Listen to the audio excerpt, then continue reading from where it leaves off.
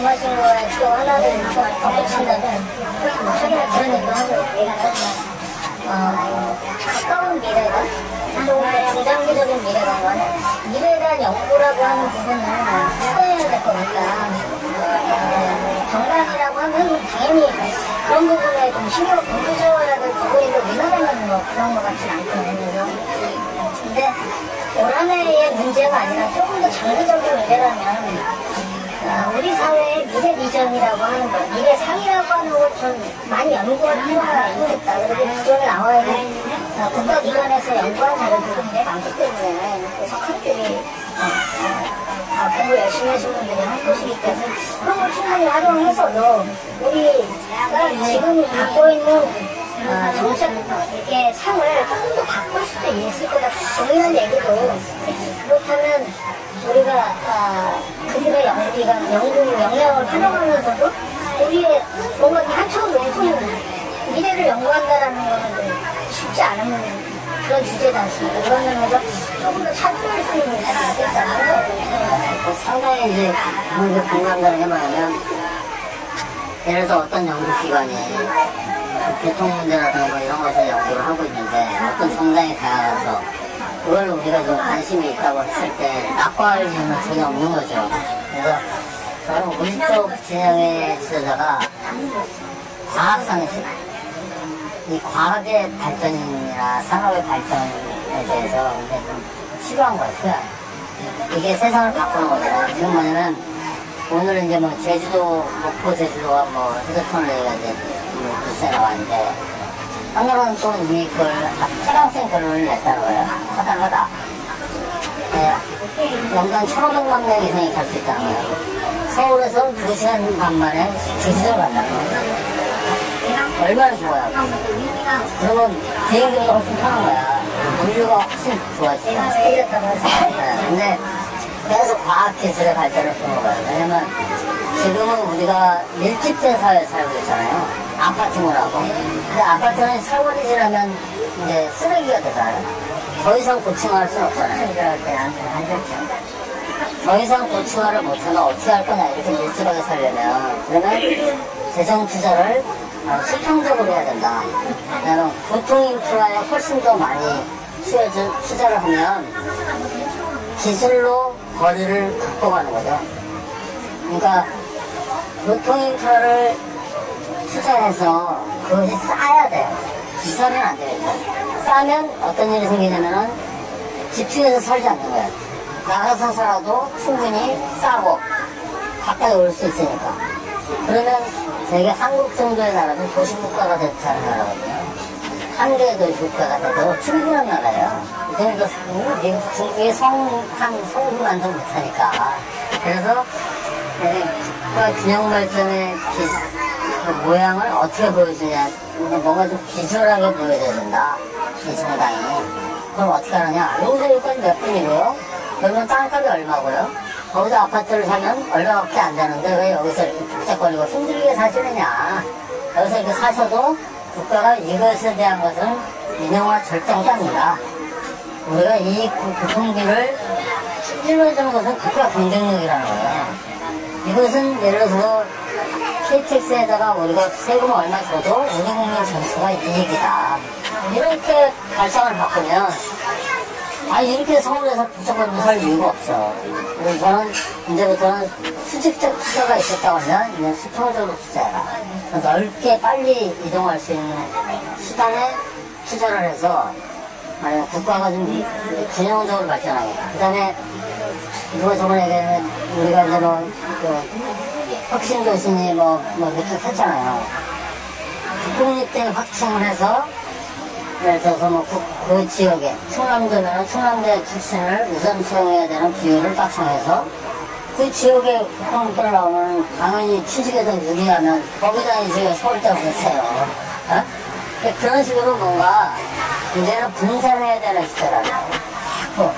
분산시켜서 전체가 하나가 되는 그런 전체의 경쟁력이 올라가야 되는데 너무 말하자면 경쟁력이 한쪽으로 몰려있는 그런 의미에서는 우리가 캠페인을 할 때 뭔가 비주얼하게 해야 된다. 뭔가 이렇게 신뢰를 보여주면서 한 사람의 하루의 생활. 예를 들어서 뭐, 우리 신즈라고 이렇게 신즈라고 게임 있잖아요. 생활 게임. 뭐, 도시지 건설하고 사람들이 막 살고. 그래서 제가 옛날에 많이 해봤는데, 해보면 뭐, 세금부터 뭐, 도시에 따라서 인구가 많이 늘어나면 세금만 오잖아요.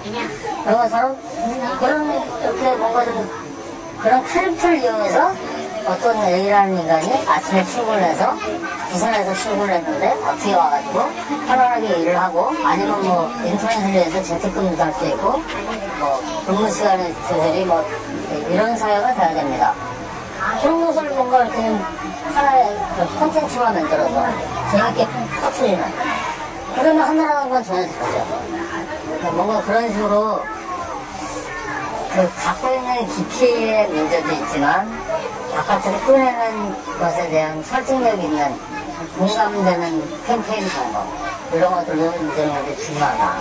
저는 이제 요즘 가지고 있는 문제가 뭐냐면 저는 이번 정당의 성격을 지난번에 한번 잠깐 얘기했지만 이제 우리가 해방 이후에 좀 크게 보면 해방 이후에 정당이 주입할 수 없잖아요. 옛날에 야당이라고 하는. 그래서 한민당이라고 하는. 거기서 분합해서 정당이 이렇게 우리가 소위 얘기한 정통 야당이 뿌리라고 얘기를 하는 거예요.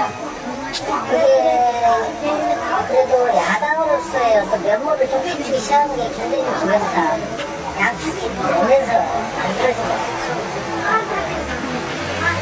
그러다 이제 87년 이후에 이제 분화가 됐죠. 분화의 문제가 아니라 김대중 김영삼으로 그분으로 표현되는 어떤 정당 구조, 정당의 내용, 정당 운영 방식 그런 게 저는 노무현 대통령 이후에 변화된다고 생각을 했어요. 정치 문화라고 하는 게 급격한 변화를 가져왔었잖아요. 노무현 대통령. 근데 대통령을 제외하고는 정당 문화가 하나도 안 바뀐 거예요. 대통령을 제외하고 정당 문화가 안 바뀌고 정당 자체는 그 이후에는 좀 표현이 그럴 수 있지만 호주체계입니다. 연합체로 바꾸기 시작하면서 개파화되기 시작하고 철저하게 내부는 당내 민주주의가 없어지고 권위주의가 생기고 그다음에 정당이 아까 얘기했던 자기들의 카르텔이 형성이 되고 폐쇄적으로 나타나. 그래서 어떤 현상이 생기냐면 여의도 정치권 주변에서는 이너서클에 들어가지 않으면 더 이상 자기가 생존의 문제도 쉽지 않은 문제이기도 하고 이너서클에 들어가기 위해서 끊임없이 경쟁하고 치열하게 싸우는 만인의 투쟁 이런 현상으로 나타나기 시작을 했고 여기도 일각에 있는 다양한 시민사회 세력들은 동원의 대상으로 전락을 했고 정치권과 시민사회 세력 간에도 그런 현상이 생겼고요. 그 다음에 시민사회 내에서도 저는 권력관계가 형성이 되면서 몇 명만 성과를 따먹는 이런 현상이 나타났죠. 거기에다가 이제 기초운동, 민주운동 영역은 민노당이라고 하는, 통합진보당이라고 하는 틀로 가면서 그쪽으로 이제 결집을 하고. 그래서 민주당이 아까 이렇게 핵심 세력 얘기를 하셨는데, 핵심 세력이 어디에 있는지. 직능은 민주당과 결합이 되어 있는, 누구를 이해를 대변하는 직능이 있는 건지, 그런 게 없어지는 거라고 생각했어요. 그래서 정당이 지금 저는 우리가 얘기하는 요즘 이제 나는 가수다 라고 저는 어떻게 생각하냐면 진짜 선수들이 좀 갔으면 좋겠다 라고 하는 인식, 문제의식 그 다음에 기회의 균등 정치 참여의 균등이든 세력의 균등이든 여러 가지 그 국가 운영에 대한 차별은 여러 가지 그런 기회 자체가 지금 완전히 봉쇄되어 있다 그렇게 생각합니다. 그러다가 이거를 이제 참여를 해줬는데 방법이하게 참여를 해줬는데 역시 그들만의 리그로 빠지면서 지금 저는 정당의 항상 위기다 저는 그렇게 대한정당에 대한 갈망 이런 게 있었는데 그게 지금 없어졌단 말이에요. 근데 저는 지금 현재 이 당에서 이 각 세력들에게 참여를 해도 참여 면면을 봤을 때 아니 이런 대중들의 열망을 저는 담아낼 수 있을 것인가 라고 하는 면에서 아주 회의적이에요 사실. 아까 이제 그 3인당 말씀을 하셨는데 3인당이 그렇게 된 과정은 또 당내 컨센서스가 당내 개파라든가 거기 무엇을 중심으로 해서 이제 어떻게 형성이 되는지는 모르겠는데 지금 우리의 정당 구조가 보면은 저는 그걸 뛰어넘을 수 있을 것인가 라고 하는 면에서는 저는 새로운 정당이 필요하다 라는 생각이 들 정도라. 그래서 지금 우리가 저는 안철수에 대해서 애매하긴 하지만 방관이지만 사람들이 기대감을 가지고도 바라보는 방관이라고 한다. 약간의 유고라고 하는 생각이 들고 이쪽은 좀 좌절이랄까? 무관심? 속에 저는 방관이다 하는 생각이 들 정도로 지금 정당이 따라가지 못하고 있다는 생각이 들고 지금 12월 대선에 우리가 새로운 리더십의 형태가 우리가 수직적 리더십의 수평적 리더십 되고 소통의 리더십 되고 하니까 그러지만은 아니 우리 민주당에 그런 유권자들의 그런 흐름들을 담아낼 수 있을 건가 라고 하는 면에서는 좀 쉽지 않아 보인다라고 하는 생각이 지금 들어요. 얘기의 대략을 들어보면 권위주의를 타파해야 된다라고 얘기를 하면서 권위주의를 계속 따라왔어요. 그게 당 내로 그렇고 외곽과의 관계도 그렇고 전부 다 그렇게 나타났어요. 그래서 그 결과가 이번 공천을 특징을 저는 살펴보면 첫째는 당 내의 세력들, 개파간 세력들이 우선적으로 참여한 게 일본이었어요. 그 다음에 두 번째로는 정치권 주변에 있었던 시민사회 세력들. 이 세력들이 참여한 게 두 번째로 서울에 있는 주요 시민사회 세력들. 그 다음에 세 번째라고 얘기하면 그걸 아주 뭐 미미한 문제인데 우리 정치권 당에 있는 사람들 일부가 참여한 그런 거다. 그래서 대부분의 많은 우리가 누구를 새로운 정권 교체의 중심 세력으로 삼을 것인가 라고 하는 면에서 좀 단계 설정이 가분하다 그런 생각이 들어요. 안 하겠다는 거야. 잘해봐라. 그래. 아니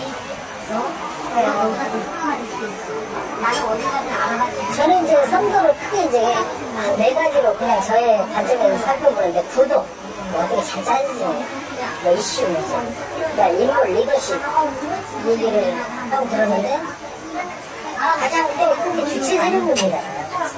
그래서 투쟁 대통령 때는 그럴 때가 투쟁 과정 속에서 형성되었던 세력이 하나 있었고 그 당시에는 시민사회라는 여러 가지 담론 차원에서 노동판적 지지라고 하는 흐름들을 만들었었던 그룹이 있었고 노무현 대통령 때는 새로운 정치 문화를 발굴하는 노사모라고 하는 전쟁 이후에 새로운 조직들이 만들어졌는데 이번에 민주당의